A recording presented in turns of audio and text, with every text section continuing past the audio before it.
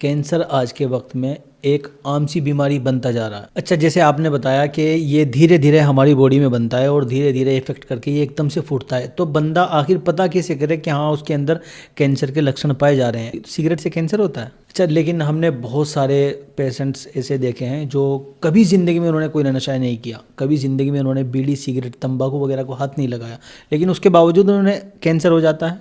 ये आपने बड़ा सेंसिटिव जो है वो सब्जेक्ट छेड़ा है। कैंसर बनने की असल वजह ये है, हम कैरोलीन कितनी लेते हैं, यानी कि तेल वाली चीज़ें कितनी ले रहे हैं हम लोग, वो बहुत ख़तरनाक हो गया। आज की रिसर्च ये कह रही है 3 मरतबा से ज़्यादा पकते ही तेल जो है वो कैंसर के लक्षण उसके अंदर ऑटोमेटिकली आ जाते हैं। ये हमारी बॉडी में जा कर के जो पॉजिटिव बैक्टीरिया है वो ख़त्म हो जाते हैं, नेगेटिव बैक्टीरिया बढ़ जाते हैं, और इस तरीके से ये कैंसर को पेट के अंदर लेकर के या बॉडी के अंदर लेकर के आता है। हमारे लिए ये बड़ा सेंसिटिव टॉपिक हो सकता है और हो सकता है कि इस टॉपिक पे बात करके हम ट्रोल भी हो जाएं, लेकिन उसकी मुझे परवाह नहीं है, क्योंकि मुझे बात करनी है। आने वाली नस्ल को पता लगना चाहिए।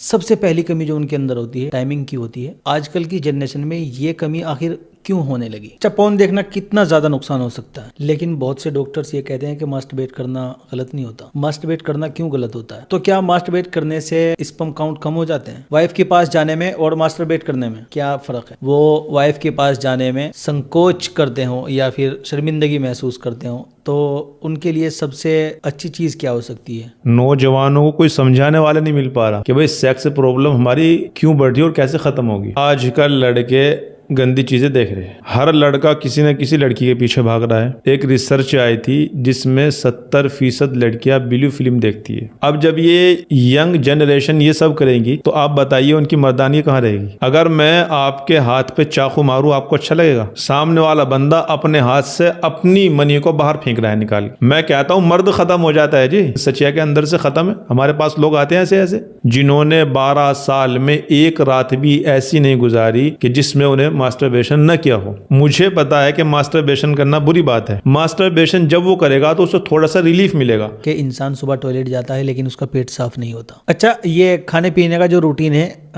सबसे बेस्ट रूटीन कौन सा है? टाइमिंग आप बता दीजिए। अच्छा, अगर इंसान का सुबह पेट साफ ना हो तो इसके चलते क्या कोई बड़ी बीमारी? तो दोस्तों, welcome back to our YouTube channel Talks with Chaudhary. दोस्तों, आज हमारे साथ एक ऐसे शख्स मौजूद हैं जिन्होंने आयुर्वेदा की दुनिया में एक बहुत बड़ा नाम बनाया, जो हकीम भी कहे जाते हैं, डॉक्टर भी कहे जाते हैं और सेक्सोलॉजिस्ट भी कहे जाते हैं। दोस्तों, हम बात कर रहे हैं आज अपने पॉडकास्ट में मिस्टर अबू हुरैरा भाई की। तो अबू हुरैरा भाई, स्वागत है आपका बहुत बहुत आज के हमारे इस पॉडकास्ट में।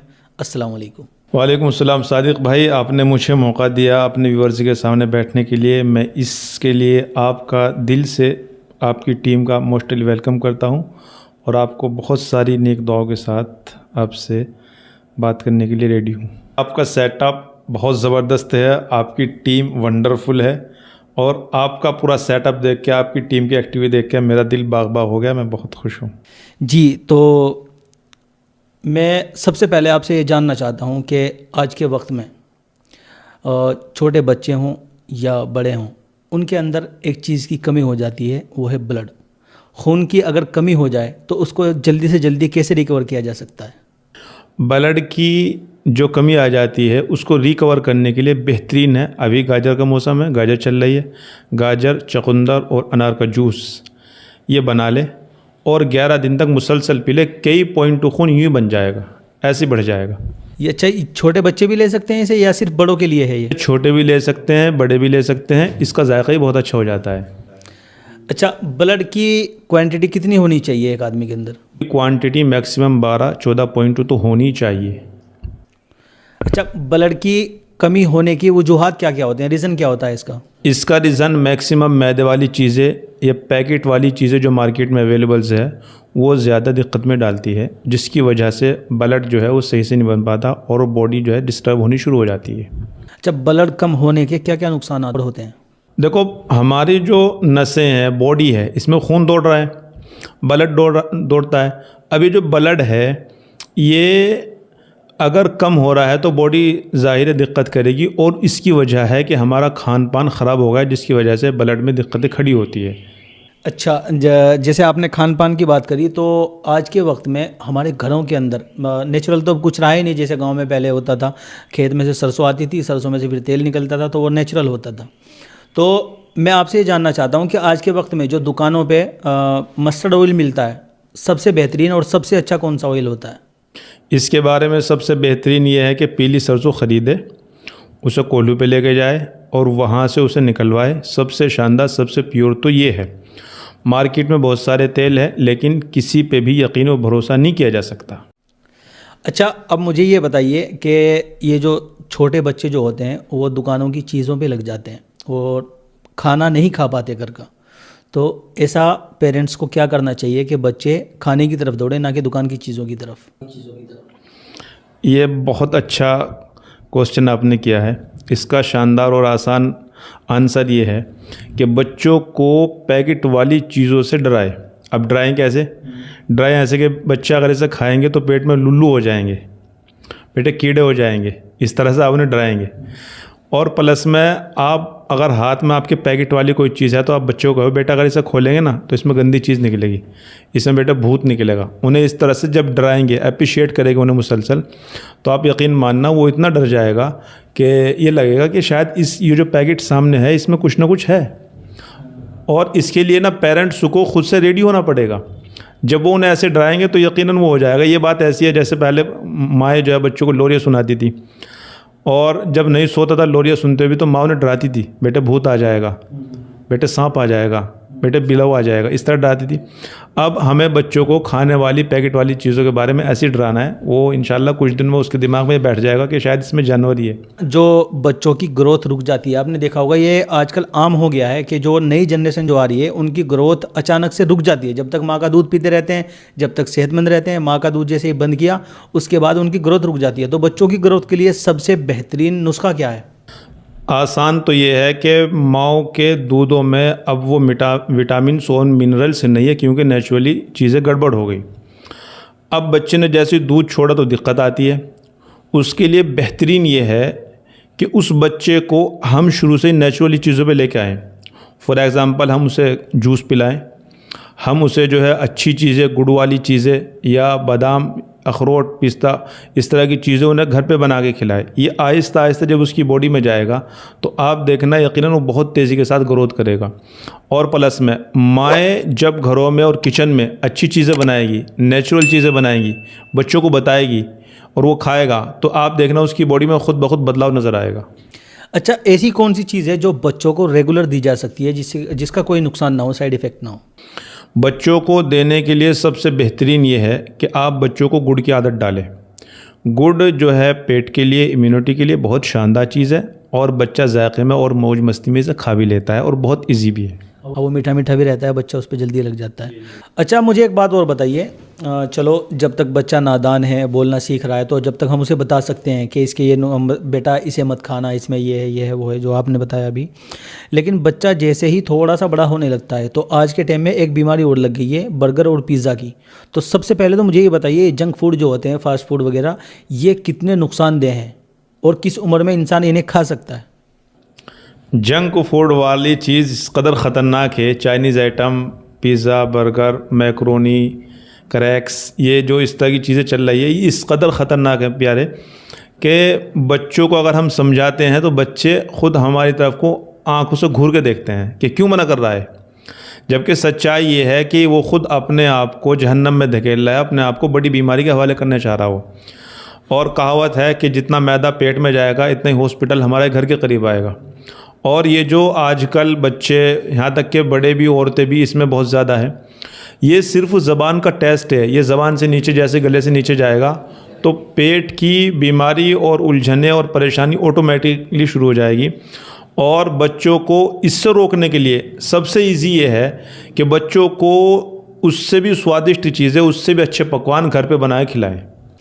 अच्छा, हमने सुना है कि फ़ास्ट फूड जो होते हैं उनका एक नुकसान ये भी होता है कि इंसान के अंदर फैट आने लगता है और वो मोटा हो जाता है। तो इस बात में कितनी सच्चाई है? असल में मैदा जब पेट में जाता है तो हज़म जल्दी से नहीं होता। अब वो जल्दी से जब हज़म नहीं होगा तो फिर पेट के अंदर जो है ऑटोमेटिकली हमारा निज़ाम पेट का बिल्कुल ख़राब हो जाता है, जिसकी वजह से दिमाग भी भारीपन, चिड़चिड़ापन और अफारापन और दीगर उसमें दिक्कतें ऑटोमेटिकली खड़ी हो जाती है।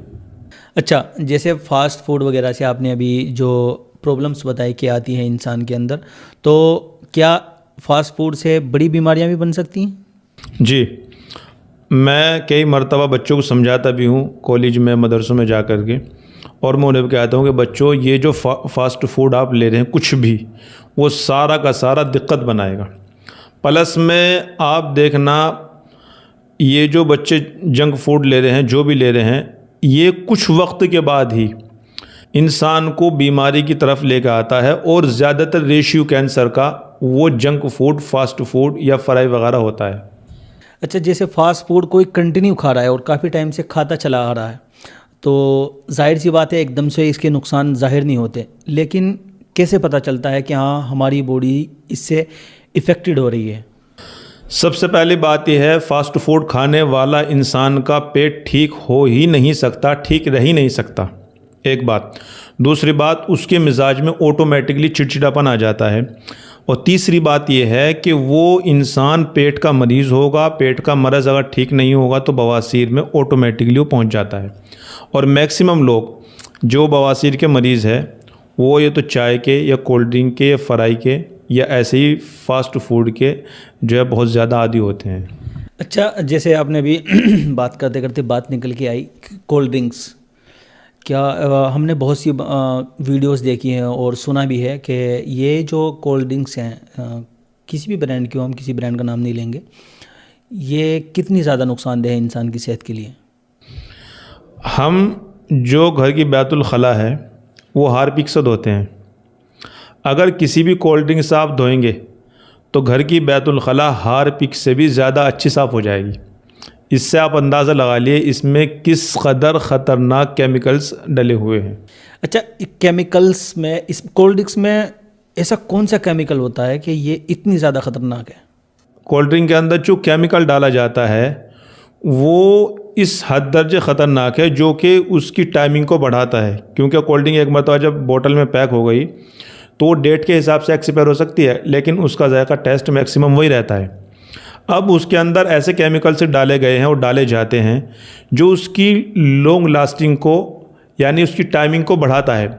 अब वो जो उसके अंदर केमिकल डाला जा रहा है, सच में वही केमिकल जो है हमारी बॉडी के अंदर कैंसर जैसी चीज़ें लेके आता है। इतनी ज़्यादा ख़तरनाक होती है? मैंने सुना था कि कोल्ड ड्रिंक सिर्फ शुगर की वजह से ज़्यादा नुकसानदेह होती है। कोल्ड ड्रिंक तो हर एक के लिए ही ख़तरनाक है। अब आप मुझे बताइए, एक डब्बा 1 किलो का हो, उस 1 किलो के डब्बे में 2 किलो चीज़ आप कैसे डालेंगे? आपकी बात समझ में नहीं। पेट में हमने 3 रोटी खाई और हमारा पेट भर गया, लेकिन जहां हमने 1 गिलास कोल्ड ड्रिंक पी तो वहीं हम 3 रोटी और खा सकते हैं। ये इतनी तेज़ी के साथ डाइजेस्ट कैसे हो गया? पता चला कि इसके अंदर जो केमिकल्स डाले गए हैं वो इतने ख़तरनाक है कि अगर केंचुए के ऊपर भी डाल दिया जाए तो केंचुआ भी उसमें तड़प तड़प के मर जाएगा। अच्छा, जैसे 1 लीटर कोल्ड ड्रिंक होती है तो उसमें कितनी मात्रा में केमिकल और चीनी या शुगर मिलाई जाती है? 1 लीटर बोतल में 90% के करीब चीनी और केमिकल्स होते हैं। और 90% के अलावा क्या होता है? 90% के अलावा उसमें पानी होता है सिर्फ? जी। तो ये समझ लीजिए कि अगर हम कोल्ड ड्रिंक पी रहे हैं तो एक तरीके का बस केमिकल ही पी रहे हैं। 1 नंबर का केमिकल ही पिया जा रहा है। अच्छा, आज के टाइम में एक बात और आम होती जा रही है जो कि हमें पहले देखने को नहीं मिलती थी, और वो बात है कैंसर की।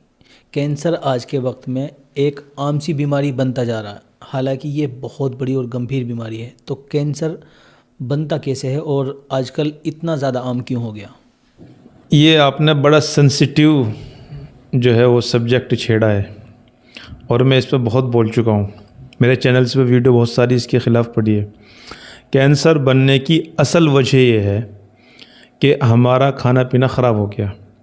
अब आप कहेंगे कैसे? हम फ्राई कितनी लेते हैं, हम कैरोलीन कितनी लेते हैं, यानी कि तेल वाली चीज़ें कितनी ले रहे हैं हम लोग। आप मान लीजिएगा कि आप फ्राई खाते हैं, आप समोसा खाते हैं, आप तली हुई चीज़ें, भुनी हुई चीज़ें खाते हैं, तो इसके अंदर जो तेल है वो बहुत ख़तरनाक हो गया। अब आप कहेंगे तेल कैसे ख़तरनाक हो गया? तेल के अंदर कुदरत ने ताकत रखी है कि अगर इसे 3 मरतबा से ज़्यादा पका लेंगे, आज की रिसर्च ये कह रही है 3 मरतबा से ज़्यादा पकते ही तेल जो है वो कैंसर के लक्षण उसके अंदर ऑटोमेटिकली आ जाते हैं। और आपने हलवाई की दुकान पे देखा होगा कि तेल पकते पकते काला हो जाता है, वो बंदा ख़त्म नहीं कर सकता उसे, क्योंकि उसका वो कारोबार है। अगर तेल कम हो जाता है तो उसमें और ऐड कर देता है, लेकिन ख़त्म नहीं होता, तेल पकते पकते काला पड़ जाता है। अब ये जो पकते पकते तेल हमारे पेट में जाता है समोसे के ज़रिए, फ्राई के ज़रिए या और दीगर चीज़ों के ज़रिए, ये हमारी बॉडी में जा कर के जो पॉजिटिव हमारे अंदर बैक्टीरिया है वो ख़त्म हो जाते हैं, नेगेटिव बैक्टीरिया बढ़ जाते हैं, और इस तरीक़े से ये कैंसर को पेट के अंदर ले कर के या बॉडी के अंदर ले कर के आता है।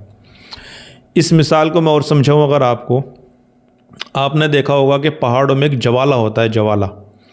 अभी जो ज्वाला फटता है जी, ये एकदम नहीं होता, ये एकदम तैयार नहीं होता, बल्कि ये बहुत आहिस्ता आहिस्ता से बॉडी में तैयार होता है। और जब ये बॉडी के अंदर तैयार होता है जी, तो जैसे पत्थरों में ज्वाला होता है, वो आहिस्ता आहिस्ता तैयार होकर के फिर फटता है, और फटने के बाद नदी नालों में पहुंचता है, फिर वो हमारे खेतों में आता है। ठीक ऐसे ही हम जो खा रहे हैं, फ्राई खा रहे हैं या मैदे वाली चीज़ें खा रहे हैं, ये हमारी बॉडी के अंदर जाती रहती है, हमारे अंदर नेगेटिव ऊर्जा बनती रहती है। यानी हमारी बॉडी में ऐसे बैक्टीरिया तैयार होते हैं जो कैंसर को रेडी करते हैं। अब 10, 15, 20 साल के बाद पता चलता है कि जी मुंह में कैंसर हो गया जी, पता चलता है कि जी लीवर में कैंसर हो गया जी, पता चलता है कि जी किडनी में कैंसर हो गया, पता चलता है कि जी पेट में किसी जगह पर कैंसर हो गया। अभी जब आदमी सुनता है तो सोचता है यार एकदम कैसे कैंसर हो गया। सच ये है कि एकदम कैंसर नहीं हुआ। जैसे ज्वाला पहाड़ के अंदर बनता रहता है और जो पक जाता है तो फूट के निकलता है, सेम ऐसे ही हमारी बॉडी में 10-15 साल तक ये चीज़ें चलती रहती है, जिसका हमें कुछ पता नहीं होता। एंड टाइम पे जब ये रेडी हो जाता है, अब ये फटता है। ये चीज़ें हैं जो कैंसर को बनाती है। ऐसा ही जो हम सुबह में टूथपेस्ट करते हैं, वो भी कैंसर को हमारी बॉडी में रेडी करता है। अच्छा, टूथपेस्ट कैसे कैंसर रेडी करता है हमारी बॉडी में? टूथपेस्ट के अंदर जो चीज़ें डाली जा रही है वो नेचुरली है, बट उसकी लॉन्ग लास्टिंग के लिए, उसकी टाइमिंग के लिए जो केमिकल डाला जा रहा है वो इतना ख़तरनाक है कि वो जीभ पे लगते ही, सुबह में टूथपेस्ट जो लेते हैं वो जीभ पे लगते ही हमारी बॉडी के अंदर उसका टेस्ट जाता है, और हमारी बॉडी में जब वो जाता है जी, तो वो हमारी बॉडी में जा कर के नेगेटिव बैक्टीरिया तैयार करता है और कैंसर वाले बैक्टीरिया रेडी करता है। और मज़े की बात बताऊँ मैं आपको, हम जो ब्रश करते हैं, इस पे रिसर्च पढ़ रहा था मैं चाइना की एक, जो ब्रश करते करते 3 महीने से ज़्यादा हो गया, वो 3 महीने से ज़्यादा होने के बाद वो कैंसर के बैक्टीरिया हमारी बॉडी में रेडी करता है जी। टूथब्रश? जी, ब्रश जिसको हम करते हैं, 3 महीने से ज़्यादा अगर वो हो गया तो वो हमारी बॉडी के अंदर कैंसर वाले लक्षण खड़े करने शुरू कर देता है। अच्छा, टूथब्रश पे जो उसका जो मुंह होता है जिस पे दांतें वगैरह लगे रहते हैं, वो बनता किस चीज़ से है? वो बनता किस चीज़ से, सच्चाई ये है, इसकी अलग अलग बातें हैं, लेकिन ये प्लास्टिक होती है, ये प्लास्टिक से तैयार होता है। बेहतरीन सजेशन ये है मेरा कि 2 महीने यूज़ करे, ब्रश को हटा दे, और बेहतर ये है कि टूथपेस्ट और ब्रश कोई भी यूज़ ना करे, नेचुरली चीज़ मिसवाक का यूज़ करे, ये ज़्यादा पावरफुल है। अच्छा, जैसे आपने बताया कि ये धीरे धीरे हमारी बॉडी में बनता है और धीरे धीरे इफेक्ट करके ये एकदम से फूटता है, तो बंदा आखिर पता कैसे करे कि हाँ उसके अंदर कैंसर के लक्षण पाए जा रहे हैं? क्या एक्टिविटी होनी शुरू होती है? जब बॉडी में चीज़ें आती है, अभी हमारे एक दोस्त हैं मेरठ के, उन्हें अचानक से बुखार आया। बुखार आने के बाद पता चला कि भाई खून कम है, ब्लड कम है। अब वो जो उनकी रिपोर्ट कराई कि भाई कम हो गया होगा, डॉक्टर ने उनके जो है वो इंजेक्शन वगैरह की, दवाई की, लेकिन कंट्रोल में नहीं है ये बात, तो रिपोर्ट कराई और एक डॉक्टर को शक हुआ कि यार इतना तेज़ी के साथ 6 पॉइंट पे आ जाना क्या मतलब है ब्लड का। वो जो रिपोर्ट गई, वो जो वहाँ से रिपोर्ट हो गई, तो पता चला कि इसके ब्लड कैंसर हो गया इसे। अब बंदे को कुछ भी पहले कोई ख़बर नहीं, बस ऐसे अचानक से बुखार आया और वो हो गया। और मैं एक मज़े की बात बताऊं, जिस इंसान को कैंसर होगा उसकी जर्नी आप पीछे की उठा के देखेंगे तो वो या तो नशा करता होगा, या गुटखा तंबाकू खाता होगा, या तली हुई चीज़ें या मैदे वाली चीज़ें ज़्यादा यूज़ करता होगा। आप उठा के देख लीजिए किसी का भी। अच्छा, जैसे आपने बीड़ी सिगरेट वगैरह की बात करी, तो सिगरेट से कैंसर होता है?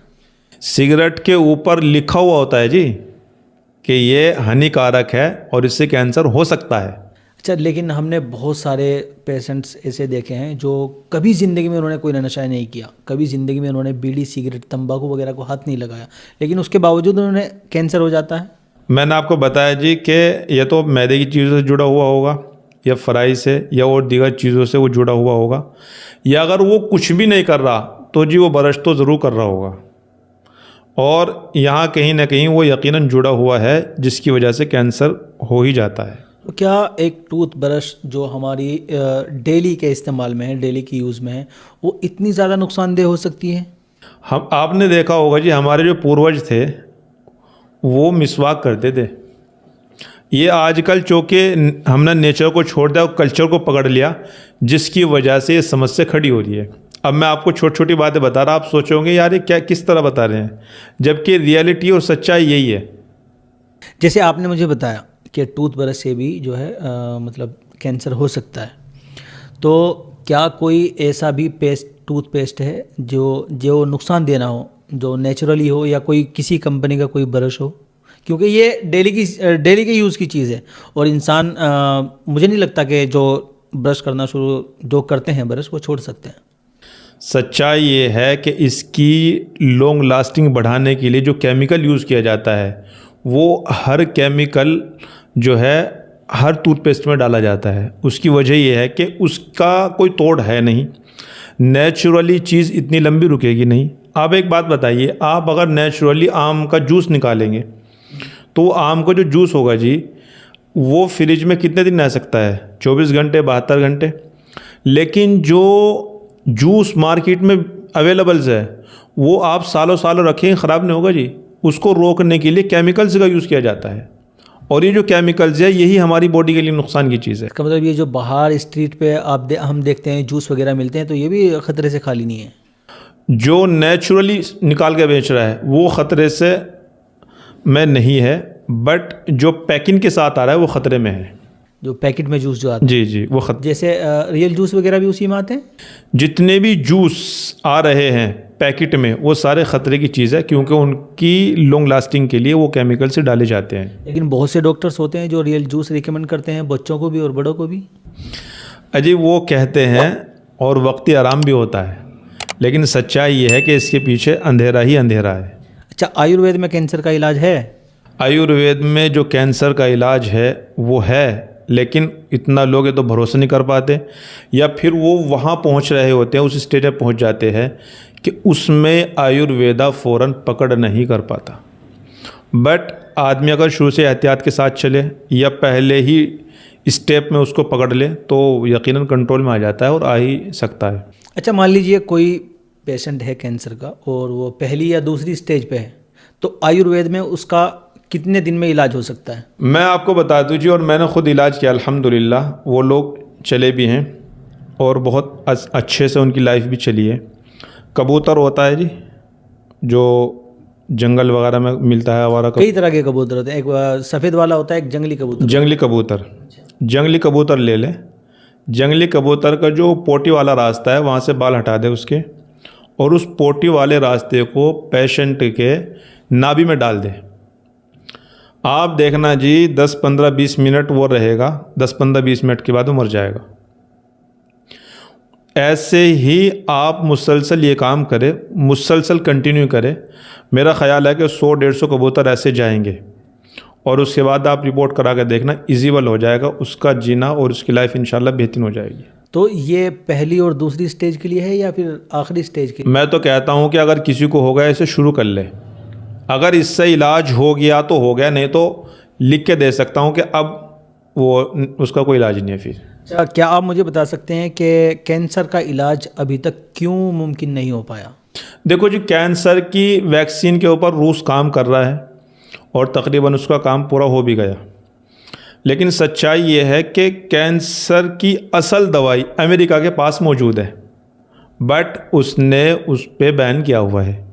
क्योंकि विटामिन 70 जब बॉडी के अंदर नहीं होगा तब कैंसर होगा। इसकी डोज अमेरिका के पास है, लेकिन वो इसे पता नहीं क्या वजह है, सियासी वजह क्या है, वो इसे जो है मार्केट में नहीं लाता। विटामिन 70 ख़त्म होने से ही कैंसर होता है। अगर अमेरिका चाहे तो इसका इलाज पूरी दुनिया को दे सकता है। अच्छा, ये आपकी रिसर्च है, तहकीक है कि अमेरिका के पास वाकई इलाज है कैंसर? मैंने कैंसर के ऊपर बहुत डीपली स्टडी की है और उसके बाद मैं इस चीज़ पर पहुंचा कि अमेरिका ने जिस डोज़ को बैन किया है उसकी वजह क्या हमें नहीं मालूम। अगर वो उसको हटा ले तो यकीनन ये बीमारी ख़त्म हो जाएगी। अच्छा, कुछ लोग ये कहते हैं कि आयुर्वेदा में इमरजेंसी इलाज नहीं किया जा सकता, तो आप इसको कैसे डिफ़ाइन करेंगे? मैंने आपको अभी कबूतर वाला बतलाया, जैसे ही पता चले अगर आप इसे कर ले यकीनन इससे हो जाएगा। और मैं आपको इसके लिए एक उदाहरण देता हूँ। आप दो मरीज़ एक ही कैटेगरी के पकड़ लें, अब आप एक को आयुर्वेदा में डाल दें, यानी एक को आप कबूतर वाला इलाज दें और एक को आप डॉक्टरों के हवाले कर दें, आप दोनों का खुद ही पता चल जाएगा कि दोनों में कौन बेहतर है। नहीं, मैंने बात करी कि आयुर्वेदा में जो इमरजेंसी जो मरीज़ होते हैं, आयुर्वेद उनमें काम करता है? बिल्कुल करता है, क्यों नहीं करता। कबूतर वाला हमने बताया ना आपको, कबूतर वाला ये है कि अगर इमरजेंसी से मेरा मतलब है कि किसी को हमें जल्दी ठीक करना है, क्योंकि बिल्कुल। आयुर्वेद में क्या होता है, आयुर्वेद धीरे धीरे। मैंने आपको क्या बताया, कबूतर वाला हर एक के लिए है। अगर कैंसर ज़्यादा होगा तो कबूतर जल्दी मरेगा, ऐसा भी होगा कबूतर 102 मिनट में ही मर जाएगा। जितना तेज़ कैंसर होगा इतनी तेज़ी के साथ कबूतर मरेगा, और जितना कबूतर मरेगा और जितनी देर में मरता जाएगा समझो इतने ही कैंसर के लक्षण ख़त्म होते जा रहे हैं। अच्छा, मुझे एक बात और बताइए कि एक और बीमारी है जो तेज़ी से बढ़ रही है लोगों की तरफ और उसका कहीं किसी को इलाज नहीं मिल पाता, पाइल्स। पाइल्स इंसान को कैसे होती है और आयुर्वेद में उसको कैसे ठीक किया जा सकता है? इसके लिए जी मैं आपको बता दूं, जो इंसान पेट का ध्यान नहीं रखेगा, दिन में कई मरतबा खाएगा नहीं बल्कि ठूंसेगा, या ओवर टाइम खाता फिरेगा, या बंदा मैदे वाली चीज़ें खाएगा, या बहुत ज़्यादा फ्राई लेगा, वो बंदे को पेट में गैस कब्ज़ बननी शुरू होगी। ये पहला मैसेज है उसे कि भाई इसे ठीक कर ले। अगर वो गैस कब्ज़ को ठीक नहीं कर पाता तो जी उसके अंदर और दिक्कत खड़ी हो जाएगी, पेट में ऐंठन हो जाएगी। अगर वो इसे भी ठीक कर पाता तो जी अब उसे खुश्क बवासीर होगी। अब ये खुश्क जो बवासीर होगी जी, अगर उसने ये भी ठीक न किया तो फिर उसे भगंदर हो जाएगी। उसने ये भी ठीक न किया तो फिशर हो जाएगी। उसने अगर ये भी ठीक न किया तो जी उसका मसला और ख़राब हो जाएगा। इसके लिए आसान ये है कि हम अपने खाने की टाइम टेबल को बेहतर कर लें और प्लस में हम जो है वो नेचुरली चीज़ें खानी शुरू करते हैं। और इसके लिए मैं ख़ुद एक बहुत शानदार पाउडर बनाता हूँ, बहुत बेहतरीन, पहले ही खुराक से और एक हफ़्ते की दवाई से बहुत रिलीफ उसे मिल भी जाता है। अच्छा, तो आप ये कह रहे हैं कि जो पाइल्स की जो शुरुआत होती है वो हमारे पेट से होती है, पेट के जी, अंदर जो बिल्कुल। हमारी पेट के अंदर बीमारी होती है उसी से होती है। तो उसका कोई आपका आजमाया हुआ या बनाया हुआ कोई नुस्खा हाँ जिसे इस्तेमाल कर सकते हैं हमारे व्यूअर्स? बिल्कुल, उसके लिए बेहतरीन बता दूँ मैं आपको। अजवाइन ले लें, एक चम्मच अजवाइन को 2 कप पानी में डाल के हल्की आंच पे पका लें और दिन में 3 टाइम इसे ले लें, जड़ से ख़त्म हो जाएगी बवासीर, कैसी भी हो। कितनी भी पुरानी हो? मैं कह रहा हूँ 20 साल पुरानी होगी, वो उसे भी रिलीफ मिल जाएगा। कितने दिन करना है? इससे 21 दिन कर लें। अच्छा, जैसे बहुत से लोग ऐसे होते हैं, मैंने देखा भी है, वो भी हाल फिलहाल में हमारे गांव में मौतें भी हुई हैं इस तरह से। एक बुखार जो होता है इंसान के अंदर, हड्डियों के अंदर जो बुखार चला जाता है वो जाता ही नहीं है, अंग्रेज़ी दवा से तो बहुत बमुश्किल जाता है। तो जो बुखार हड्डियों के अंदर चला गया तो आयुर्वेद में उसका किस तरीके से इलाज हो सकता है? उसका तो जी बहुत आसान, और 3 पुड़ियों में इलाज है उसका, बहुत आसान बता रहा हूँ मैं आपको। आप मार्केट से उस्तो खुद्दूस ले लें, थोड़ी सी मुलेठी ले लें, थोड़ी सी ले लें आप उसकी कच्ची हल्दी, और थोड़ी सी उसमें आप डाल लेंगे जी अजवाइन। बस ये 3-3 ग्राम ले लें आप, और इसे आप 2 गिलास पानी में डाल करके पका लें। जब वो आधा पौना गिलास रह जाए उसे पी ले जी, और उसे छान के ढक के रख दे। शाम में भी उसे बना के पी ले, इंशाल्लाह हड्डियों से भी बुखार निकल जाएगा और 3 पुड़ियों में लाजमी निकल जाएगा जी। अच्छा, मैं एक टॉपिक और है जिस पे मैं आपसे बात करना चाहता हूँ, क्योंकि हमारे चेहरे पे दाढ़ी है और माशाल्लाह आपके चेहरे पे दाढ़ी के साथ साथ टोपी भी है। तो हमारे लिए ये बड़ा सेंसिटिव टॉपिक हो सकता है और हो सकता है कि इस टॉपिक पे बात करके हम ट्रोल भी हो जाएं, लेकिन उसकी मुझे परवाह नहीं है क्योंकि मुझे बात करनी है। आज के वक्त में इंसान जो मर्द हजरात होते हैं, सबसे पहली कमी जो उनके अंदर होती है टाइमिंग की होती है। तो मुझे आप ये बताइए कि आजकल की जनरेशन में ये कमी आखिर क्यों होने लगी? ये सेंसिटिव तो यकीनन है, लेकिन नौजवानों की दिलों की धड़कन है। नौजवानों को कोई समझाने वाला नहीं मिल पा रहा कि भाई सेक्स प्रॉब्लम हमारी क्यों बढ़ रही है और कैसे ख़त्म होगी।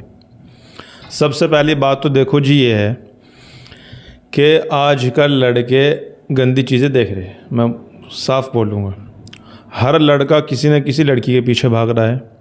हर लड़के लड़की के दिल दिमाग में कुछ ना कुछ चल रहा है। गंदे ख़यालात की वजह से और गंदी चीज़ें देखने की वजह से ब्लू फिल्म वगैरह लड़के लड़की देखते हैं। और मैं आपकी बात रोक के एक बात कहूँ, एक रिसर्च आई थी जिसमें 70% लड़कियाँ ब्लू फिल्म देखती है, जबकि 30% लड़के देखते हैं। और हैरत वाली बात इसमें यह है कि हम लड़कियों को सोचते हैं कि ये नहीं देखती होगी, जबकि वो लड़कों से भी आगे निकल गई। अब जब ये यंग जनरेशन ये सब करेंगी तो आप बताइए उनकी मर्दानगी कहाँ रहेगी? उनकी मर्दानगी तो ज़ाहिर ख़त्म और ख़राबी होगी। अच्छा, पॉर्न देखना कितना ज़्यादा नुकसान हो सकता है? पॉर्न देखना इतना ख़तरनाक है, ज़ाहिर है जो आदमी पॉर्न देखेगा वो हाथ का यूज़ करेगा। 100 मरतबा आदमी अपनी वाइफ से मिल ले, उसके बराबर है कि वो एक मरतबा हाथ का इस्तेमाल कर ले, इतना ख़तरनाक है। लेकिन बहुत से डॉक्टर्स ये कहते हैं कि मास्टरबेट करना गलत नहीं होता। जो ये बात कह रहे हैं ना, वो सारे के सारे डॉक्टर जो है तमिलनाडु, केरला और बेंगलोर साइड के हैं, और वो गलत दिशा पे लोगों को लेके जा रहे हैं। मास्टरबेट करना क्यों गलत होता है? गलत इसलिए होता है क्योंकि एक तो ये इंग्लिश थॉट है, दूसरी बात यह है कि हम अपनी एनर्जी को अपने हाथों से नष्ट कर रहे हैं। अगर मैं आपके हाथ पे चाकू मारूं, आपको अच्छा लगेगा? नहीं, मुझे बिल्कुल अच्छा नहीं लगेगा। लेकिन सामने वाला बंदा अपने हाथ से अपनी मनी को बाहर फेंक रहा है निकाल के। अच्छा, तो क्या मास्टरबेट करने से स्पर्म काउंट कम हो जाते हैं? मैं कहता हूँ मर्द ख़त्म हो जाता है जी। हम देखते हैं यंग लड़का, अच्छा खासा खूबसूरत सा चेहरा उसका नज़र आता है, अच्छी जवानी, लेकिन सचिया के अंदर से ख़त्म है। हमारे पास लोग आते हैं ऐसे ऐसे। इसको अच्छे से डिफ़ाइन करेंगे आप? इसको अच्छे से मैं अगर डिफ़ाइन करूँ तो मैं ये कहूँगा कि लड़का अच्छा खासा देखने में लग रहा है, लेकिन जब वो बताता है तो बताता है बताना मत किसी को। हम उसे तसल्ली देते हैं, भाई तेरी बात ऐसी है जैसे तूने डब्बे में डाल दी हो और ऊपर से ढक्कन लगा दिया हो। अब वो बताता है जी कि जी मैंने छुप छुप के मैंने ब्लू फिल्म देखी है, और आप हैरत में जाएंगे, मुझे ऐसे ऐसे बंदे मिले हैं जिन्होंने 12 साल में एक रात भी ऐसी नहीं गुजारी कि जिसमें उन्हें मास्टरबेशन न किया हो। अब देखिए 12 साल तक जब बंदा ऐसा करेगा तो कैसे होगा? मैंने उससे कहा भाई क्यों ऐसा हुआ? उसने मुझे बताया कि जी वजह यह है कि मैं अगर नहीं करता था मुझे नींद ही नहीं आती थी। यानी उसकी बॉडी के हार्मोन्स जो है इस चीज़ को एक्सेप्ट करने लगे थे कि हाथ का यूज़ कर तो मैं सुकून में आऊँगा, हाथ का यूज़ नहीं करूँगा तो मैं सुकून में नहीं आऊँगा। वो नशे वाली हालत में चले गए थे वो लोग। अच्छा, कुछ लोग या आम आदमी जो होता है मास्टरबेट को इसलिए भी सही समझता है कि जिस तरीके से हम अपनी वाइफ के पास जाते हैं, इसी तरीके से मास्टरबेट करने से हमें सेटिस्फेक्शन मिल जाता है और वाइफ के पास जाने से भी सेटिस्फेक्शन मिल जाता है। तो वाइफ के पास जाने में और मास्टरबेट करने में क्या फ़र्क है? मुझे आप ये बताओ जी, अगर मैं आपको शराब दूँ आप पियेंगे? नहीं, मैं क्यों भी, वो तो गलत चीज़ है ना। गलत चीज़ें नहीं पियेंगे। मुझे पता है कि मास्टरबेशन करना बुरी बात है, तो मैं मास्टरबेशन क्यों करूँगा? लेकिन चूँकि मेरे दिमाग में खुराफात भर गई और दिमाग में तनाव आ गया, अब उस तनाव को ख़त्म करने के लिए मास्टरबेशन करेगा बंदा। मास्टरबेशन जब वो करेगा तो उसे थोड़ा सा रिलीफ मिलेगा। लेकिन ये ऐसे ही हुआ कि जैसे हमने मज़े में एक दिन तो शराब पी ली, लेकिन अगले दिन फिर तबीयत करने लगी। क्या एक मरतबा शराब पीने से आदमी एक रात ही तो सोएगा ना, अगली रात के लिए अगला पौवा लेना पड़ेगा। अब अगर मैंने आज मास्टरबेशन किया तो मुझे आज तो सुकून मिल गया, लेकिन कल को फिर दिमाग में वही वाली बातें चलेगी, वही थॉट से चलेंगे, तो फिर मैं अगली मरतबा करूँगा। अब ये बंदा ऐसे कर करके अपने आप को एक आदी बना लेता है मास्टरबेशन का। अब हालत ये हो जाती है इस बंदे की कि बंदा जब शादी तक पहुँचता है तो ये ख़त्म हो गया होता है, और इसलिए बंदा औरत के लायक नहीं रह पाता। अच्छा, अब मुझे ये बता दीजिए, आपने बीमारी बता दी। अब मुझे इसका इलाज बता दीजिए कि जिन लोगों ने मास्टरबेशन इतना ज़्यादा कर लिया हो कि वो वाइफ के पास जाने में संकोच करते हों या फिर शर्मिंदगी महसूस करते हों, तो उनके लिए सबसे अच्छी चीज़ क्या हो सकती है? बेहतरीन चीज़ बता रहा हूँ जी, ऑन कैमरा, और दिल की बात बता रहा हूँ, आप इसे नोट कर लेना। काजू, बादाम और अखरोट, इन तीनों का तेल ले लें। इन तीनों का तेल जितना लेंगे उसका डबल शहद ले लें और इन्हें हल्की आंच पर पका लें। हल्की आंच पे जब ये आधा रह जाए, इसे किसी जार में या कंची की बोतल में इसे जो सेव कर लें और 2-2 चम्मच सुबह और शाम दूध के साथ लेना शुरू कर दें। उसकी बॉडी की पूरी की रिकवरी हो जाएगी जी, और लड़का ये कहेगा भाई तुमने क्या चीज़ बताई थी, यकीन मानिए आप मुझे थैंक यू बोलेगा वो। अब मुझे ये बताइए कि अगर किसी के स्पर्म काउंट कम हो जाए तो उनको बढ़ाया जा सकता है? मैं कहता हूँ स्पर्म अगर उसके कुदरती थे लेकिन उसने गड़बड़ कर करके ख़त्म कर दिए, वो भी यकीनी तौर पे हो जाते हैं और वो बहुत आसानी से बन भी जाते हैं। बहुत आसान है, कोई मसला नहीं है, उसका बन जाएंगे वो। अब आप कहेंगे कैसे बनेंगे, तो उसके लिए बहुत आसान बता रहा हूँ मैं आपको। इमली ले ले, इमली के बीज आते हैं, इमली के बीजों का पाउडर बना ले, सुबह शाम 1-1 चम्मच ले ले, इंशाल्लाह ख़त्म स्पर्म भी उसके बन जाएंगे और बहुत आसानी से बन जाएंगे। अच्छा, इसी तरीके से एक बीमारी और बढ़ती जा रही है हमारे अंदर कि चलो मर्द तो छोड़ो, औरतें भी माँ बनने के काबिल नहीं रहती, तो उनके अंदर क्या कमी होती है? कि ये तो जी मैं आपको बता दूं, औरतें बाहर की चीज़ें तो खाती हैं, प्लस में जो रंग वाली चीज़ें हैं, फॉर एग्ज़ाम्पल ज़र्दा हो गया, फ्राई कलर वाली हो गई, या ऐसे ही जो आइसक्रीम आती है कलर वाली आती है, या ऐसे ही चॉकलेट जो कलर वाली आती है, ये कलर वाली जितनी चीज़ें हैं ये सारी की सारी हमारी औरतों की बच्चेदानी में जा कर के गांठ बनाती है, जिसकी वजह से बच्चे नहीं हो पाते। और ये गांठ खून की भी हो सकती है, ये चर्बी की भी हो सकती है और पानी की भी हो सकती है। अगर औरतें चाहती है स्वस्थ रहे तो इन चीज़ों को छोड़ दे। और मैं एक नुस्खा बता रहा हूँ बहुत आसान सा, हमारी बहनें ले ले, एक मार्केट में मिल जाता है अखरोट, टाइट वाला अखरोट, देसी अखरोट जिसे बोलते हैं, और एक मिलता है संगदाना। ये दोनों चीज़ें बराबर ले लें, इनका पाउडर बना लें मेहनत करके, और इनका जब पाउडर बन जाए तो 1-1 चम्मच खाली पेट सुबह शाम ले लें। इंशाल्लाह उसकी बॉडी में, उसकी बच्चेदानी में जो किसी भी तरह की रसोली थी वो इंशाल्लाह ख़त्म हो जाएगी। अच्छा, जो पानी वगैरह की गांठें बन जाती हैं तो उनको कैसे ख़त्म किया जा सकता है? हाँ, उन्हें ख़त्म करने के लिए जो मैंने नुस्खा बताया है संगदाना और अखरोट वाला, ये उसे यकीनी तौर पे ख़त्म कर देगा। और रसोली टाइप जो बन जाता है औरतों के अंदर, वो ऐसा ही लगता है जैसे कोई फोड़ा फुंसी हो गई, उसको कैसे ख़त्म किया जा सकता है? अगर बच्चेदानी में पानी की या चर्बी की या खून की गांठ बन गई तो वो यकीनन इस नुस्खे से ख़त्म हो जाएगी। अच्छा, तो मुझे एक बात और बताइए कि औरत के अंदर जब प्रेग्नेंट हो जाती है, और प्रेग्नेंट वो उस वजह से होती है कि उसके अंदर एग्स बनते हैं, तो बहुत सी औरतें ऐसी हैं कि उनके एग्स बनने बंद हो जाते हैं, तो उसकी वजह क्या होती है? अगर मसला औरत का है कि औरत के एग्स ही नहीं बन पा रहे और उन्हें जो है अच्छे से उनको दिक्कत आ रही है, उसके लिए बहुत आसान बता रहा हूँ, और इतना आसान है कि अगर इसे घर पे लेडीज़ बनाए खा लेगी तो इंशाल्लाह उसे यकीनन जो है फ़ायदा होगा। एक चीज़ मिलती है मार्केट में असगंध को का पाउडर बना ले, और असगंध का जब पाउडर बन जाएगा तो अब इस पाउडर को वो सुबह शाम ले, और इसमें याद रखे कि जब उसकी एमसी से वो फारिग हुई हो 7 दिन तक मुसलसल असगंध को लेना है पाउडर बना करके, और 7 दिन के बाद फिर 3 दिन तक मुसलसल सोबत करनी है, इंशाल्लाह उसकी औलाद हो जाएगी। अच्छा, इसी के चलते मैं जानना चाहता हूँ कि हमने आपकी वीडियोस में भी देखा है, आप बताते रहते हैं जिरियान क्या है, इसको डिफ़ाइन कीजिए ज़रा। जिरियान तो जी आज की यंग जनरेशन में बहुत ज़्यादा है। जिरियान है क्या? पेशाब करेगा बंदा और सफ़ेद सफ़ेद धात के कतरे आने शुरू हो जाएंगे।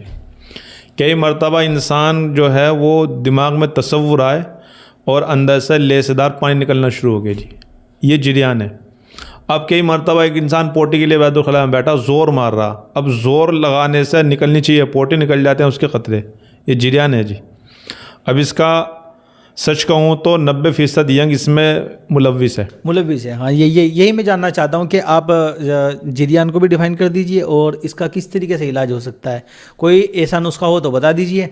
और जब आपने ये बात कही थी मेरे से, तो इसका इलाज तो बताना पड़ेगा जनरेशन को। ये जो यंग जनरेशन है, अगर इसमें से किसी को भी दिक्कत हो रही है तो मार्केट में खुश्क सिंगाड़ा मिल जाता है, बहुत आसानी से मिल जाता है। इसका पाउडर बना ले, सुबह शाम ले ले इसे दूध से गर्म पानी के साथ, 1 महीना इंशाल्लाह बिल्कुल बेहतरीन हो जाएगा। अच्छा, हमने जब आपकी वीडियोस देखी तो उसमें एक बीमारी का और जिक्र था, वो है ज़कावत हिस्स। इसको डिफ़ाइन कीजिए। ज़कावत हिस्स ये जो आज की जनरेशन है उनके अंदर बहुत कसरत से बढ़ रहा है। होता यह है कि आदमी का मन कुछ ख्याल आया और ख़याल आने के बाद उसके अंदर से चिपचिपा पानी निकलना शुरू होता है, या कई मर्तबा कपड़े की रगड़ लगती है तो उसकी जो नसें हैं उनमें खलबली मच जाती है। कई मर्तबा ऐसा होता है कि बंदे का दिमाग जैसे ही एकदम आया सेक्स की तरफ या कुछ भी थॉट्स है तो उसे लगता है यार शायद कुछ निकल रहा, या निकलने वाला, या निकल गया, या आ रहा है, या आने वाला, उसे ऐसा फील होता है। और कई मर्तबा ऐसा होता है कि बंदा बाइक पे चल रहा है, ढल के लगे, ऊपर नीचे हुआ, उसमें भी उसके अंदर से मनी निकल जाती है। कई मर्तबा ऐसा होता है कि बंदा कुछ भी उसने टाइट खा लिया, मान लो उसने चिकन खा लिया, मटन खा लिया, और पेट जैसे ही भारी हुआ तो उसे लगता है कि यार कुछ अंदर से निकलता हुआ आ रहा। ये सारी जो कंडीशंस है, ये सारी ज़कावत हिस्स की कंडीशंस है। अगर ऐसा होता है तो बंदा ज़कावत हिस्स का शदीद मरीज़ है। अच्छा, मैं आपसे ये मतलब ज़कावत हिस्स जो आपने बताया, ये बहुत बड़ी बीमारी है जो पानी वगैरह निकलता रहता है उज़्व तनासुल से। तो अब मुझे ये बताइए कि हमारे व्यूवर्स अगर कोई देख रहा है और इस बीमारी से जूझ रहा है तो उसके लिए कोई नुस्खा बताइए। हाँ, ज़कावत हिस्स के लिए आपकी किचन में एक नुस्खा रखा हुआ है, बस उसे उठा के यूज़ करना है। छोटी हरी इलायची ले लेंगे 50 ग्राम, और 50 ग्राम ले लेंगे मोटा धनिया। इन दोनों को महीम कर लेंगे, बारीक कर लेंगे, पाउडर बना लेंगे, और सुबह शाम दूध के साथ खाली पेट लेना है। ये 21 दिन खा ले, इंशाल्लाह ज़कावत हिस्स का मसला बिल्कुल इजीली हल हो जाएगा। अच्छा, इससे जो ज़कावत हिस्स है, इससे नुकसान क्या क्या होता है बॉडी में? ज़कावत हिस्स ऐसा है जी, जैसे एक लकड़ी हो, लकड़ी के अंदर दीमक हो, बाहर से लकड़ी अच्छी दिखाई दे रही लेकिन अंदर उसे दीमक खा रही है। अब जब बंदे को पता चलेगा कि इसमें दीमक है और वो लकड़ी को झाड़ेगा तो लकड़ी अंदर से बिल्कुल खोखली हो चुकी होगी, उसकी मिट्टी बन गई होगी। ऐसे ही ज़कावत हिस्स वाला बंदा अंदर से ख़त्म हो रहा होता है लिंग के रास्ते, क्योंकि उसकी जो एनर्जी है वो लिंग के रास्ते वेस्ट हो रही है और उसे पता भी नहीं चल पाता कि तू कैसे बीमार हो गया। और मज़े की बात ये बताओ आपको कि जिस इंसान को परेशानी हो जाती है उसका दिमाग फतूर में, उसके दिमाग में उल्टी सीधी बातें, ख़यालात, डिप्रेशन, उलझन, यानी कि मानसिक एक तरीके से वो जकड़ा जाता है, इस बीमारी में मुब्तला हो जाता है। अच्छा, अब मुझे एक बात और बताइए कि कोई मरीज़ आपके पास आया और वो मरीज़ इस हालत में आया कि वो किसी काम का नहीं है, किसी काम का मतलब किसी भी काम का नहीं है, तो आप उसका किस तरह इलाज करते हैं? किसी काम का क्या मतलब है, क्या नहीं है? मतलब ये है कि वो ना तो वाइफ के पास जाने के काबिल है, ना वो मास्टरबेट करने के काबिल रहा, ना वो इस काबिल रहा कि वो शादी की बात कर सके, ना वो इस काबिल रहा कि वो दोस्तों में बैठ के नस्ल को बढ़ाने की बात कर सके, ना वो इस काबिल रहा कि वो किसी के सामने ये कह सके कि मेरे भी बच्चे होंगे, मैं भी शादी एक दिन करूँगा, क्योंकि वो अंदर से बिल्कुल ख़त्म हो चुका है। तो आप उसका इलाज कैसे करते हैं? ये जो आपने सेंसिटिव टॉपिक उठाया है ना, इसमें तो आज का यंग बहुत ज़्यादा इसमें लगा हुआ है। ऐसे ऐसे पेशेंट आते हैं जी जो बिल्कुल ख़त्म हो गए। मैं कहता हूँ, लोग ये कहते हैं कि ख़ुदकशी करने को जा रहा हूँ। खुदा गवाह है कि मुझे कई लोगों को फ़ोन आया कि जी मैं ख़त्म होने की कगार पे हूँ, मैं मरना चाहता हूँ या मैं मर जाऊँगा। क्यों भाई? क्योंकि जी मैंने हाथ इस्तेमाल किया जी बहुत ज़्यादा, और मैंने मास्टरबेशन कर करके अपने आप को बर्बाद कर लिया, तबाह कर लिया। अब मैं शादी करूँ तो क्यों करूँ, कैसे करूँ, क्यों मैं दूसरे की लाइफ ख़राब करूँ, लोग कहते हैं। अब हम उन्हें बस तसल्ली देते हैं, भाई आपने इतना सब्र कर लिया, थोड़ा सा और वेट कर लो आप और हमारे पास आ जाओ। जब बंदा हमारे पास पहुंचता है जी, हम उसे सबसे पहले मोटिवेट करते हैं। हम उसे और बहुत ख़तरनाक वाले वाक़यात सुना के उसे हम जो है अच्छे से उसे मोटिफाई करते हैं और अच्छी आगे के फ्यूचर हम उसे बताते हैं। जब बंदा मोटिवेट हो जाता है और उसे उम्मीद लगती है कि हाँ यहाँ से मुझे इलाज मिल जाएगा, फिर हम बंदे को, हमारा एक कोर्स है पट्टी वाला, हम पट्टी करते हैं बंदे को और प्लस में हम उसे माजून और लगाने के तेल, दवाई, कैप्सूल देते हैं। बंदा अगर इस कोर्स को ले लेता है तो वो बंदा यकीनी तौर पे जो है उसकी रिकवरी 100% हो जाती है। अच्छा, अब ये बताइए कि क्या पेनिस का साइज़ इंक्रीज़ हो सकता है? देखो, सच्ची बात यह है कि ये चीज़ें नस्ली है। अगर नस्ल में लंबे कद वाले लोग हैं या नस्लों का पीछे से लिंग लंबा होता हुआ आ रहा है, ये कुदरती चीज़ है, तो यकीनन हर बंदे का ऐसे ही होगा। लेकिन कई मरतबा हमने ये भी देखा है, बंदे का पेनिस जो है ठीक ठाक था, लेकिन उसने क्या किया, उसने गंदे काम कर करके, मास्टरबेशन कर करके उसने अपने आप को बर्बाद कर लिया। अब ऐसे बंदे अगर कोई भी है, उसके लिए बहुत आसान नुस्खा बताता हूँ मैं आपको, बहुत ही ईजी। हमें बड़ी पीपल लेनी है, बड़ी पीपल का पाउडर बना लेंगे और पाउडर बनाने के बाद उसको जो है अच्छे शहद में मिला लेंगे। अब बस हमें उसको अपने लिंग पे लेप करना है 1 से सवा घंटा, और उसके बाद उसे 2 लोटे गर्म पानी डाल देंगे। बस 40 दिन यूज़ कर लें, इंशाल्लाह उसका जो लिंग होगा उसमें लंबाई और मोटाई की ग्रोथ उसे खुद नज़र आ जाएगी। तो क्या सच में साइज़ इंक्रीज़ हो भी सकता है या फिर ये सिर्फ एक बनी बनाई बात है? मैं कहता हूँ अगर ख़ानदानी बंदा, उसका लिंग ख़ानदानी छोटा है तो मुश्किल है, लेकिन अगर मास्टरबेशन करके ख़त्म हुआ है तो यकीनन रिकवरी हो जाएगी। जब मास्टरबेशन करने से छोटा हो जाता है साइज़?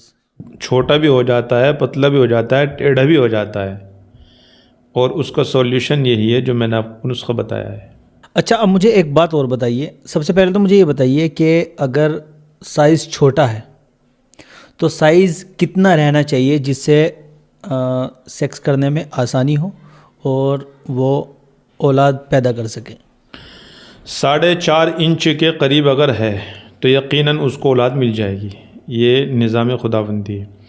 4.5 इंच से अगर कम है, अब उसे अपने ऊपर गौर व फिक्र करने की ज़रूरत है। तो जैसे आपने बताया अभी कि अगर कुदरती तौर पे छोटा होगा तो बड़ा हो ही नहीं सकता, यानी कि जिनका कुदरती तौर पे 4.5 इंच से कम है तो क्या इम्पॉसिबल है औलाद होना? अगर बंदे का एक्चुअल में, जी मैं आपको बात बता दूं, जो बच्चेदानी होती है ना और जो लिंग होता है वो 4.5 इंच के आसपास अगर है तो बच्चेदानी तक मनी पहुंचने के चांसेस ज़्यादा होते हैं, बट कम है तो बहुत मुश्किल हो जाता है।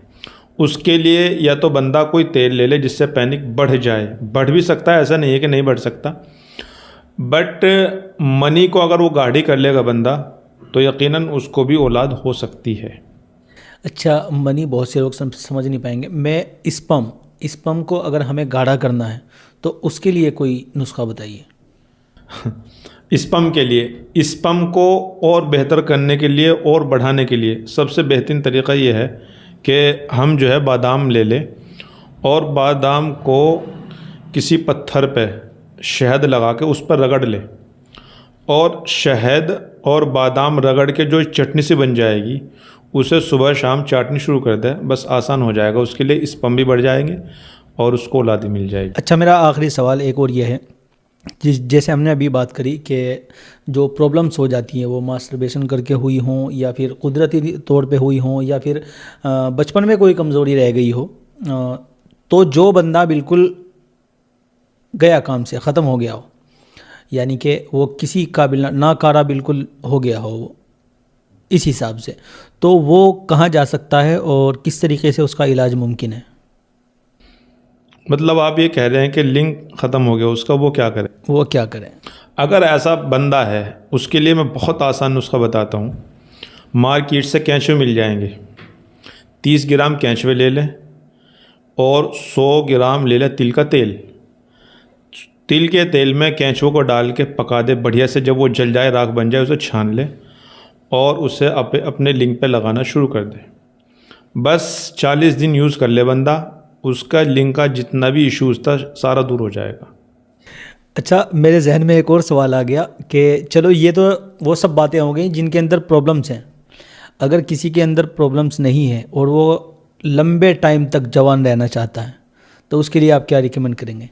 उसके लिए बेहतरीन ये है, फ़िलहाल सर्दी चल रही है, जो वो दूध पीता है उसमें अच्छी वाली ज़ाफ़रान डाल के पीना शुरू कर दे और वो पहले ही दिन से अपनी बॉडी के अंदर ऐसी एनर्जी देखेगा कि वो हैरत में जाएगा। और अगर बंदा 40 दिन पी ले ज़ाफ़रान का दूध या चाय तो उसके गाल लाल हो जाएंगे, बाल काले हो जाएंगे और बंदे की एनर्जी कुछ अलग ही नज़र आएगी और सेक्सुअली उसके अंदर कुदरती तूफ़ान दौड़ेगा। अच्छा, हमारे पास एक भाई का सवाल आया था जब मैंने उन्हें बताया कि आपका इंटरव्यू होगा और आप आयुर्वेद में जानकारी रखते हैं, तो उन्होंने ये बताया था कि वो बहुत ज़्यादा परेशान हैं। वो एक तो सिगरेट बहुत ज़्यादा पीते हैं और सिगरेट के साथ साथ वो अल्कोहल भी लेते हैं, तो उसको छोड़ने के लिए वो क्या कर सकते हैं?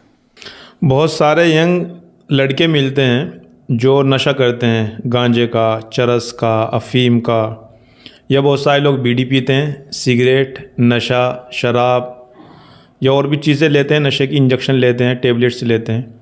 उन सब का एक ही इलाज है और एक ही इलाज ऐसा है कि ज़बरदस्त रहेगा। रोज़ाना 7 सेब उबाल लें और उन उबले हुए सेब को दिन में 7 मरतबा ले ले के करके ये काम 11 दिन कर ले, यकीनी तौर पे उनके अंदर जो नशे का, बीड़ी सिगरेट के जो बैक्टीरिया है, कीटाणुज है, वो सारे मर जाएंगे और उसकी बॉडी बिल्कुल एक्टिव हो जाएगी और उसकी 100% रिकवरी यकीन हो जाएगी। तो सेब जो भिगा के हम रखेंगे उनका जूस बना के लेना है या फिर ऐसे ही? मार्केट में जो सेब मिल जाता है, एप्पल्स, ये ही आपको पानी में उबाल लेने हैं अच्छे से।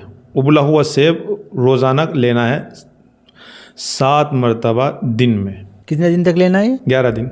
11 दिन। अच्छा, इससे कोई भी आदत हो, सिगरेट, बीड़ी, गुटखा वगैरह सब छूट जाएगी इससे? यकीनन ये तजर्बे का हमारा मुजर्रब नुस्खा है, आप इसे यूज़ करिए और कराइए। अच्छा, नशों में एक चीज़ और होती है, भांग, गांजा वगैरह जो होता है, वो सूखा नशा बोलते हैं उसे आम भाषा में, तो उसके लिए भी ये काम करेगा या उसके लिए कोई अलग? नशा कितना भी ख़तरनाक हो जी, उसमें ये काम करेगा और 100% काम करेगा। अच्छा, मुझे एक बात और बताइए कि आज के वक्त में, चलो पहले तो हम देखते थे कि बूढ़े या उम्र हो गई और वो उम्र निकल गई उनकी तो उनके जोड़ों में दर्द रहने लगता था, लेकिन आजकल ये प्रॉब्लम नौजवानों के साथ भी लग गई है। तो कितनी उम्र है, मिसाल के तौर पर एक 25-30 साल का नौजवान है और उसके जोड़ों में दर्द रहने लगता है, तो वो किस प्रॉब्लम में है? आप कह रहे हैं कि जोड़ों में दर्द क्यों हो रहा? सच्चाई ये है कि जोड़ों के दर्द की वजह उम्र नहीं है।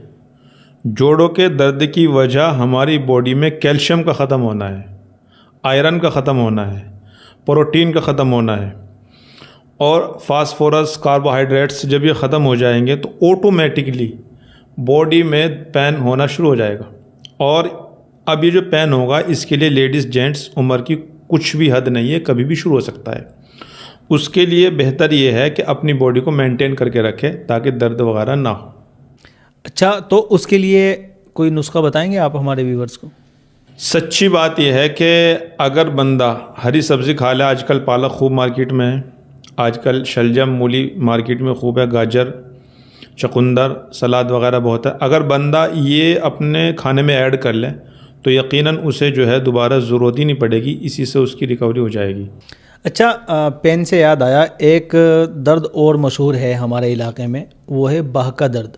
क्या वाकई में हिंदुस्तान के अंदर बाह के दर्द की बीमारी मौजूद है, और अगर मौजूद है तो इसका इलाज क्या है? ये जो आपने बताया है इसका मसला बहुत आसानी से हल हो सकता है। इसमें एक फास्फोरस नाम का एक तेल मार्केट में मिल जाता है। ये जो फास्फोरस तेल है ये बड़ा ख़तरनाक होता है, बॉडी पे जैसे ही लगेगा, जिस जगह भी लगेगा वहीं के दर्दों को अगले कुछ मिनटों में ही दूर कर देगा। अगर बंदा ऐसा है जिसको 10, 15, 20 साल से दर्द है तो हफ्ता 10 दिन यूज़ कर ले फास्फोरस ऑयल को, इंशाअल्लाह इससे बेहतरीन हो जाएगा वो। अच्छा, एक और चीज़ के बारे में मुझे पूछना था। जो औरतें हैं, वुमेन्स, वो एक दर्द से और जूझती हैं।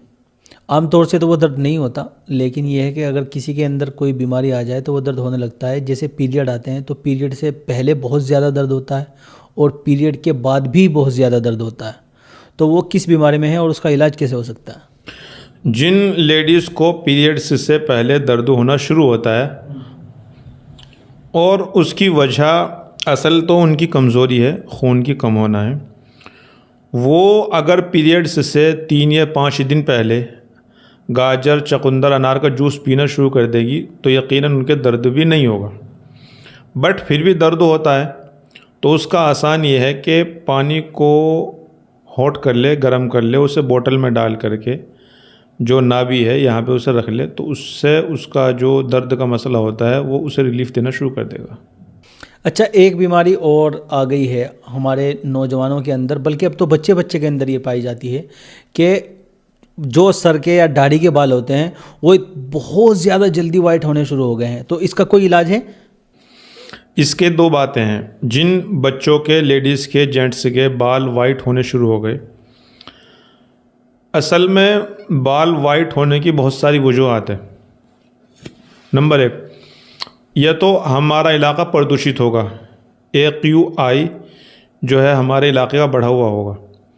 दूसरे, बंदा धूल मिट्टी में ज़्यादा रहता होगा, या वो बहुत ज़्यादा जो है वो धूप में रहता होगा, या वो खाने में ज़्यादा चाइनीज़ आइटम्स यूज़ करता होगा, या वो चीज़ें लेता होगा जो फ्रिज की रखी हुई है। मान लो ठंडा पानी, ठंडी कोल्ड ड्रिंक्स, ठंडी खीर, ठंडा सलाद, ठंडे फ्रूट्स, ये सारी वो चीज़ें हैं जो हमारे बालों को बहुत तेज़ी के साथ सफ़ेद करती है। नहीं, मैं बहुत सारे नौजवान में देखता हूँ जो कि अभी तक बालिग भी नहीं होते, 18 साल से कम होते हैं, उनके भी मैं बहुत ज़्यादा देख रहा हूँ कि आजकल बाल सफ़ेद हो जा रहे हैं।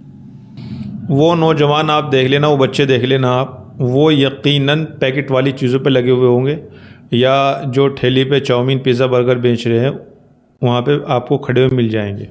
अच्छा, अगर एक मर्तबा बाल वाइट हो गए उम्र से पहले, 30-35-40 साल से पहले, तो क्या वो दोबारा काले हो सकते हैं? दोबारा काला होना तो इतना इजी नहीं है, बट उसके लिए काली हेड मार्केट में मिल जाती है। बंदा अगर काली हेड अपनी रोज़ लाइफ में ले ले तो उसके जो वाइट बाल है वो यकीनन आहिस्ता आहिस्ता जो है कन्वर्ट होने शुरू हो जाएंगे ब्लैक में। लेकिन चूँकि लोगों के अंदर इतना पैशेंस नहीं है और उन्हें फ़ौरन उसका रिकवरी चाहिए होती है, तो उसके लिए बेहतरीन ये है, एक तेल मैं आपको बता दूं, वो बना ले और उसे यूज़ कर ले, उससे इंशाल्लाह रिलीफ मिल जाएगा। वो मस्टर्ड ऑयल ले ले 1 नंबर, और प्याज, ऑनियन का तेल ले ले, और इन दोनों को बराबर क्वांटिटी में ले करके इसे हल्का सा इसे हीट कर ले, गरम कर ले। अब इसे वो कंटिन्यू यूज़ करना शुरू कर दे, इंशाल्लाह उसे हफ्ते 10 दिन में इसका काफ़ी रिलीफ उसे जो है नज़र आ जाएगा।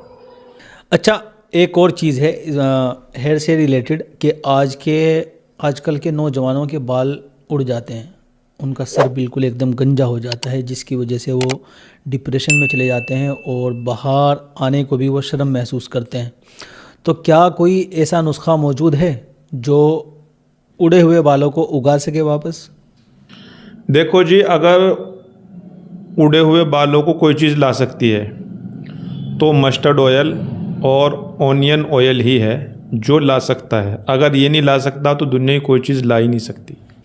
अच्छा, तो जैसे बाल उड़ना शुरू हुए, यानी कि किसी के अभी अभी बाल उड़ने शुरू हुए हैं, तो वो क्या कर सकता है? कोई आजमूदा नुस्खा है आपके पास? जी, सबसे बेहतरीन तो यह है कि वो फ्रूट्स और सलाद अपने खाने में ऐड कर ले।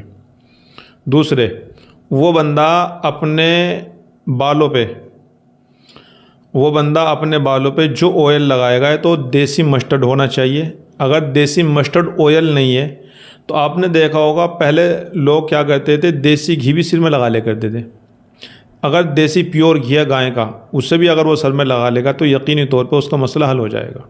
अच्छा, जो बिल्कुल गंजा हो चुका है तो उसका कोई इलाज नहीं है? यह है उसका इलाज, मैंने बताया ना अभी, ऑनियन ऑयल और मस्टर्ड ऑयल, इन दोनों को थोड़ा हीट कर ले, गरम कर ले, और इसकी मालिश करनी शुरू कर दे, इंशाल्लाह हल हो जाएगा।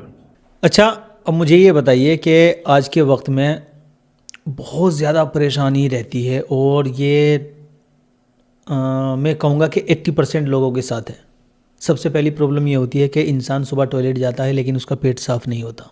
जी, तो इसके बारे में कुछ बताइए। जिस इंसान का पेट ख़राब होगा उसका खाने का रूटीशन 100% गड़बड़ होगा। फॉर एग्ज़ाम्पल, नाश्ता सुबह का 10 बजे कर रहा होगा, दोपहर का खाना 3-4 बजे ले रहा होगा और शाम का खाना तो जी 10-11 बजे 9 बजे ले रहा होगा। अच्छा, ये खाने पीने का जो रूटीन है सबसे बेस्ट रूटीन कौन सा है? टाइमिंग आप बता दीजिए। ये जो हमारे पूर्वज बुज़ुर्ग हैं, आपने देखा होगा ये सूरज निकलने से पहले नाश्ता कर लिया करते थे, 11 बजे तक खाना खा लिया करते थे और शाम में सूरज छुपने से पहले पहले खाना खा लिया करते थे, जिसकी वजह से उनकी उम्र भी लंबी होती थी और वो जोड़ों के दर्द, पेट की बीमारी, बालों का मसला और मर्दानगी उस समय वो आज तक आई ही नहीं। तो अगर बंदे को अपने आप को एक्टिव रखना है तो खाने का निज़ाम ठीक करना पड़ेगा, ये फर्स्ट कंडीशन है। दूसरी बात, बंदे को मैदे वाली चीज़ों से बचना पड़ेगा, तली भुनी चीज़ों से, यहाँ तक कि चिकन से भी बचना पड़ेगा। प्लस में उस बंदे को जो है वो मैदे वाली चीज़ों से, चाइनीज़ आइटम से बचना पड़ेगा और बहुत ज़्यादा तेल वाली तली हुई चीज़ों से बचना पड़ेगा। अगर वो नहीं बचता तो फिर बीमारी उसके अंदर ऑटोमेटिकली, नई नई बीमारी उसके अंदर जो है आनी शुरू हो जाएगी। अच्छा, अगर इंसान का सुबह पेट साफ़ ना हो तो इसके चलते क्या कोई बड़ी बीमारी का ख़तरा है? बिल्कुल, उसके चलते उसे बवासीर भी हो सकती है। जिस इंसान का पेट साफ़ नहीं होता मियाँ, उसके दिमाग में टेंशन, उलझन भर जाती है जिस दिन पेट साफ़ नहीं होता। बवासीर हो सकती है, जोड़ों में दर्द हो सकता है, उलझन का, डिप्रेशन का, टेंशन का शिकार हो सकता है और कोई बड़ी बीमारी भी हो सकती है। अच्छा, मैंने आपकी वीडियोस में देखा है और काफ़ी मर्तबा मैं आपके दवाखाने पे भी आया हूँ, तो वहाँ भी मैंने आपका प्रोडक्ट है हलेला, वो शायद आप लाए हैं यहाँ पे। हाँ, ये जो प्रोडक्ट है आपका, ये किस काम का प्रोडक्ट है और इसे किन किन बीमारियों में इस्तेमाल किया जा सकता है? ये तो जी सोना है आपके हाथ में, ये हलेला नहीं, ये सोना है। मैं सच बताऊं, किसी इंसान के पेट में कैसा भी भारीपन हो, तनाव हो और कैसी एसिडिटी बनती हो, कैसे गैस कब्ज बनता हो, किसी भी तरह का बंदे का मसला हो, यहाँ तक कि पेट की 70 से ज़्यादा बीमारी में ये काम करता है जी। पहले ही दिन से, पहली खुराक से, पहली चम्मच से ये रिलीफ देना शुरू कर देता है। और बंदे का मसला कितना भी ख़राब हो, मैं कहता हूँ 20 साल 30 साल भी उसका मसला हो, वो जो लोग हार्ड वर्क करते हैं, ये ऑफिशियली वर्क करते हैं, बैठे रहना है काम है, 3 डब्बे खा ले जी, 3 डब्बे खा ले, 40 दिन चले गए, अगर ठीक ना हुआ तो ये डब्बा मेरे मुंह पे ला के मार दे। ये दोस्तों, ये कोई पेड प्रमोशन वीडियो नहीं है और ना ही इसका हमने कोई जो है चार्ज लिया है। बस ये इनकी एक रिक्वेस्ट थी कि ये जो प्रोडक्ट है ये आपके लिए बहुत ही फ़ायदेमंद हो सकता है और ये आपके जो पेट की बीमारियां हैं, जैसे सुबह टॉयलेट जाना, पेट साफ़ ना होना, इसी तरीके से बहुत सारी बीमारियां जो पेट के अंदर होती हैं, ये आपके लिए काम आ सकता है आपको और आपको दिन भर एक्टिव रखेगा। तो अच्छा प्रोडक्ट है, आप ज़रूर इस्तेमाल करके देखें। लिंक आपको हमारे डिस्क्रिप्शन में मिल जाएगा इसका। अच्छा, मुझे ये बताइए कि पेट की ऐसी कौन सी बीमारी है जिसका हमें सबसे ज़्यादा ख्याल रखना चाहिए और किस तरीके से रख सकते हैं? पेट की अगर कोई भी बीमारी हो गई ना, उसका एहतियात के लिए सबसे बेहतरीन है कि सुबह उठ के हम 1 गिलास पानी गर्म पी लें और दोनों टाइम खाने में प्याज, कच्ची प्याज और सलाद का ज़रूर ख्याल रखें। अगर हम ऐसा करते हैं तो हमारी बॉडी और हमारा पेट एक्टिव रहेगा और अगर कोई बीमारी बनती भी है तो उसे रिएक्शन करेगा। प्लस में कच्ची प्याज का ये फ़ायदा होता है कि कच्ची प्याज जो है वो हमारी बॉडी के अंदर जो नेगेटिव टॉक्सिन है या नेगेटिव ब्लड है, तो वो उस सब को जो है बेहतर करने में मदद करता है, यानी कि एक तरीके से पूरी बॉडी को जो है वो कवर करता है। अच्छा अबू हुरैरा भाई, बहुत सारे सवाल हो गए और माशाल्लाह काफ़ी अच्छी तरीके से आपने जवाब दिया और काफ़ी सारे नुस्खे भी बताए। उम्मीद है कि ये वीडियो हमारे व्यूवर्स के लिए बेनिफिटेबल साबित होगी। तो अब मैं ये चाहता हूँ कि आप अपनी तरफ से कोई एक ऐसा रूटीन या कोई नुस्खा हमारे व्यूवर्स के लिए बता दें, जिससे वो दिन भर एक्टिव रहें और तरोताज़ा रहें और उनके लिए फ़ायदेमंद साबित हो। और मैं ये समझूंगा कि ये इनके लिए प्लस पॉइंट और एक बोनस होगा। सुबह में जब सो के उठे तो कोशिश करेगा थोड़ा सा वार्म वाटर ले लें, गर्म पानी पी ले थोड़ा सा। दोपहर के खाने के बाद थोड़ी सी चीनी और सौंफ ज़रूर ले लें। शाम में खाने के बाद थोड़ा सा गुड़ ज़रूर ले लें। आप इसके बेनिफिट्स, इसका फ़ायदा आप ख़ुद देखेंगे और आप मुझे ख़ुद थैंक्स बोलेंगे। शुक्रिया बहुत बहुत। उम्मीद है कि आपको हमसे बात करके और हमें आपसे बात करके बहुत मज़ा आया और इंशाल्लाह ये वीडियो व्यूवर्स के लिए और जिन जिन लोगों तक पहुंचेगी बहुत ज़्यादा फ़ायदेमंद होगी। और अगर आप यहाँ तक आ गए हैं तो मेरी आपसे रिक्वेस्ट है कि हमारे चैनल को सब्सक्राइब कर लें, लाइक कर दें और एक प्यारा सा अच्छा सा कमेंट करके जाना। और मिलते हैं इंशाल्लाह अगले पॉडकास्ट में अगली शख्सियत के साथ, नई बात के साथ।